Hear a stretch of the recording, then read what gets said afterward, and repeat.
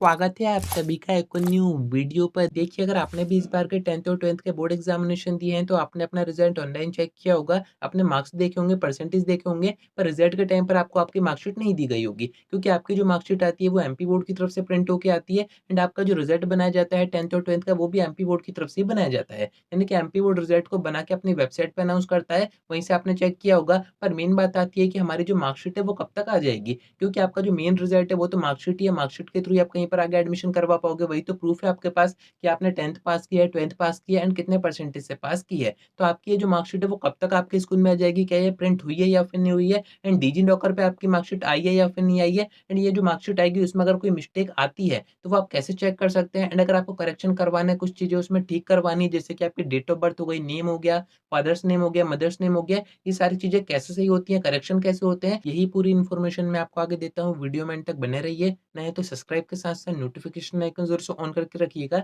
ऐसी informative videos मैं आपको आगे देता रहूँगा। देखिए, फर्स्ट मैं आपको आपकी मार्कशीट के बारे में बता देता हूँ कि आपकी मार्कशीट की हार्ड कॉपी कब तक आपके स्कूल में आएगी, यानी कि प्रिंट फॉर्म में कब तक आएगी। क्योंकि अभी तक आप जो एग्ज़ाम देते थे, चाहे वो 7th के हों, 8th के हों, 9th के हों, जिस दिन आपका रिज़ल्ट आता था उसी दिन आपको आपकी मार्कशीट दे दी जाती थी स्कूल से। पर अब आपने दिए हैं बोर्ड एग्ज़ामिनेशन, यानी कि 10th और 12th के एग्ज़ाम, इसकी जो मार्कशीट आती है वो बोर्ड की तरफ से बन के आती है एंड ये प्रिंट होने में टाइम कंज्यूम भी होता है। यानी कि आप ऐसा मानिए कि जिस दिन आपका रिज़ल्ट आता है उसके 1.5 से 2 महीने बाद आपकी जो मार्कशीट है वो प्रिंट होके आपके स्कूल तक आती है। एंड इस बार की मार्कशीट की बात करें तो आपका रिज़ल्ट आए हुए भी काफ़ी टाइम हो गया है, 1.5 से 2 महीने हो ही गए हैं। तो आपकी जो मार्कशीट है वो आप सभी के स्कूल में आ चुकी है।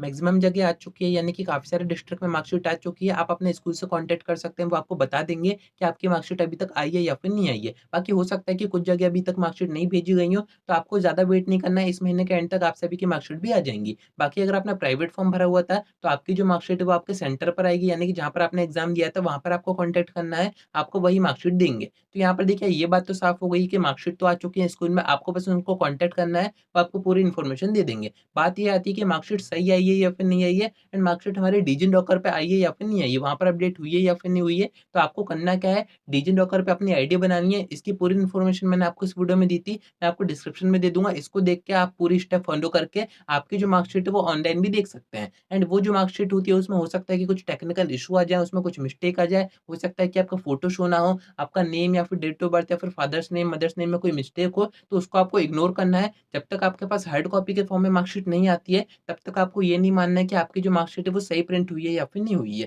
क्योंकि हार्ड कॉपी जो आती है वही मेन होती है, उसी को आप आगे यूज़ करोगे।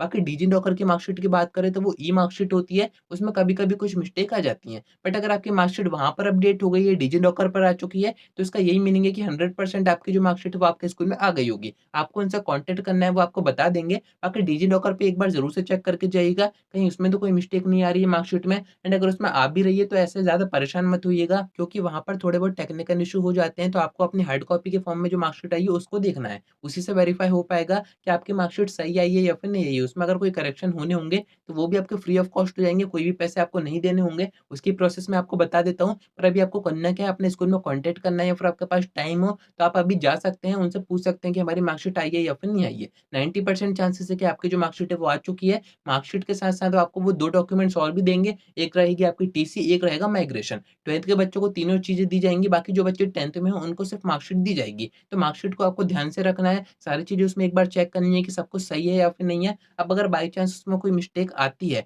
तो वो आपको कैसे ठीक करना है वो मैं आपको बता देता हूँ। आपको जाना है एमपी ऑनलाइन पर, वहाँ पर आपको मार्कशीट करेक्शन का फॉर्म भरना रहेगा। उसके भी कुछ चार्ज रहते हैं, यानी कि हो सकता है कि पोर्टल फीस आपको देनी पड़े, पर आपको करेक्शन का चार्ज नहीं देना होता है। एमपी बोर्ड की तरफ से ये नियम है कि आपकी मार्कशीट जैसे ही आपके स्कूल में आती है उसके 3 महीने के अंदर-अंदर आप मार्कशीट में फ्री में करेक्शन करवा सकते हैं। यानी कि कोई भी फीस आपको नहीं देनी होती है, करेक्शन आपके फ्री में ही होते हैं। करेक्शन जैसे ही हो जाएँगे, फॉर्म आप भरोगे तो उसमें आपको सारी चीज़ें बतानी रहेंगी कि क्या आप करेक्ट करवाना चाह रहे हो।